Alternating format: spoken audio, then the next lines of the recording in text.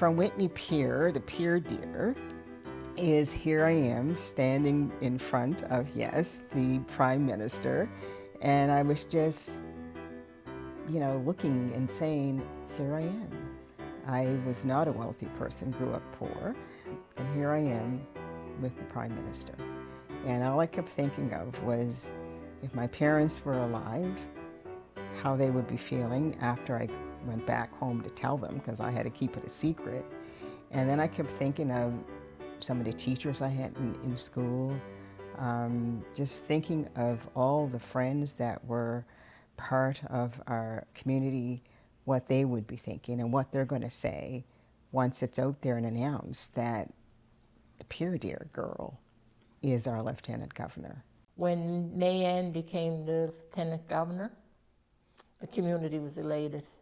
People were happy and people were crying with happiness, and yeah, it was a big, big thing for us. There was a double whammy on that one, wasn't there? You had her elected as Lieutenant Governor, but she was also a Cape Bretoner.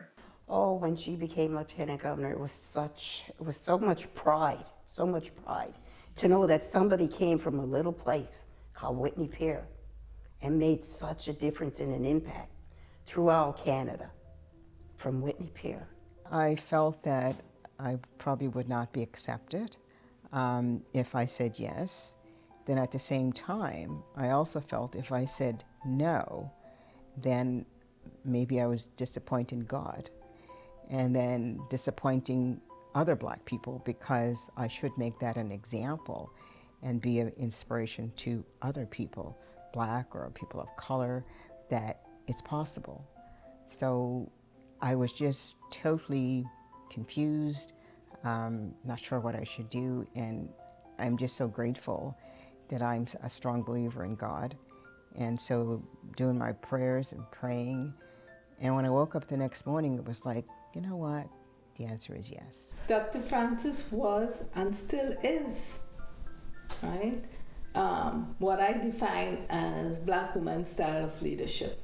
The other similarity with Dr. Francis' experience and the history of Black women in general, in my research and even my own, is the resistance and the resilience.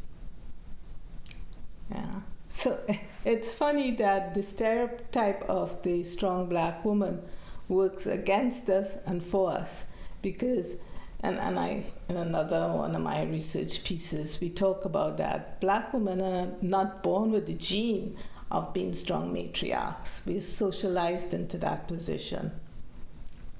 So Dr. Francis wasn't born with that gene, neither was I, but her life experiences meant she had to socialize herself, and society socialized her to be that strong person, that strong Black woman. With regards to racism, which is alive and well, it's still alive and well, I always knew that I had to be perfect plus in whatever I was doing. How I spoke, how I dressed, how I looked, everything. And that's a lot of stress, and it's tiring too, but you have to be in order to be successful and to get beyond the expectation that you can't dress, that you can't speak properly, that you're not educated. But even when you reach that level, you still have to be strategic of how you are going to be successful. Because the moment you are in a high position, there's a double standard that people use. They have a high expectation of you, higher than they would for somebody who is white. Take your time. How are you? Oh, I hate this. Oh, But what are you going to do? that's all we are, right? Go ahead. You go ahead, my dear. Come on. Yeah. For me, it was freeing her up, freeing her name, so that people can do their research on her. Because I said that in one of my speeches, the speech for that day, I said that she will be a discussion from political science, from history. I did all that, and it's true. People are still talking about her since her freedom, right? And we're in 2021. She has a $10 bill, where she's on a $10 bill. People realize that she was, they don't just call her an activist, because she wasn't an activist. She was an entrepreneur who was determined that she was going to fight for justice. So she was doing that because she knew that she was wrongly accused and acquitted, and that type of thing.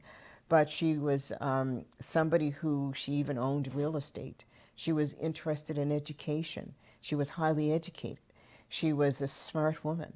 And then look what racism did. So our connection was meant, and here she is buried next door to me. What would Viola say? Yeah, what would Viola say? Yeah.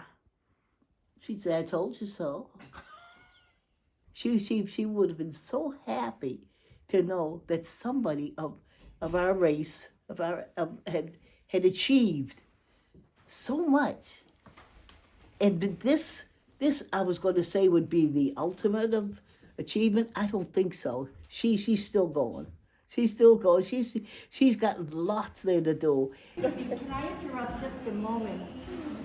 You are May Ann Francis. Yes.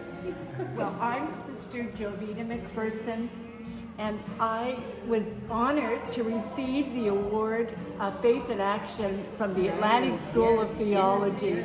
And it was your namesake. So I'm so glad to see you.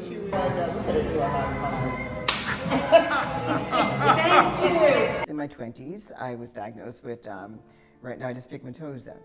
And of course, when you're first diagnosed with that, it's like when they tell you what it's going to be, that you're going to get blind and all this thing, you just sort of pray about it. And you just say, well, okay, if that's how it's going to be, it's how it's going to be. But obviously, that's not what God's intention was.